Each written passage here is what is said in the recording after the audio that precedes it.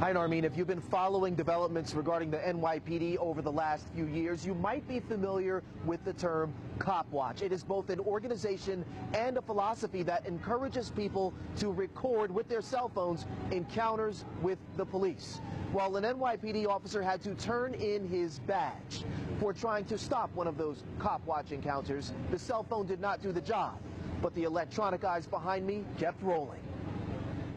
The NYPD routinely tells the public, if you see something, say something.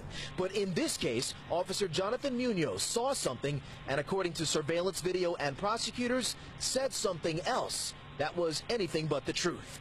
First, let's show you what really happened. Officer Munoz approached a woman on the sidewalk in March of last year when her friend, Jason Disisto, grabbed a cell phone and tried to record the encounter.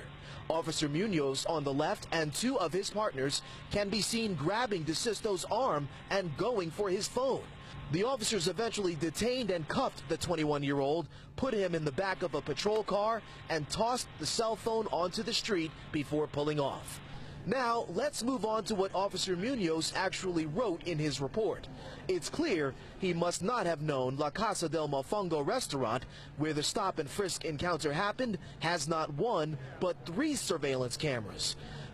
Because Officer Munoz stated in his official report that Disisto went on the offensive, lunged, and tried to punch him. Disisto was even criminally charged with disorderly conduct and resisting arrest.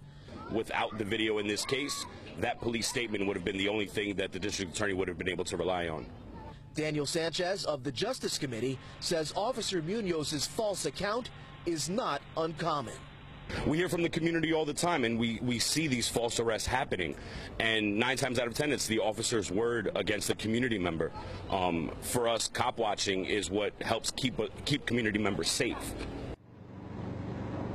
Officer Munoz, seen in this photo, sitting during a court appearance, faces criminal charges of making a punishable false written statement and official misconduct. Civil rights attorney David Rankin, who represents Jason Disisto, tells Pix 11, quote, "We are heartened that the New York County District Attorney's Office chose to make an example out of Officer Munoz. The routine fabrications and misstatements by members of the NYPD has to stop, and we hope this indictment is a step in that direction." We've reached out to the NYPD for a response in this case. So far, we have not received one.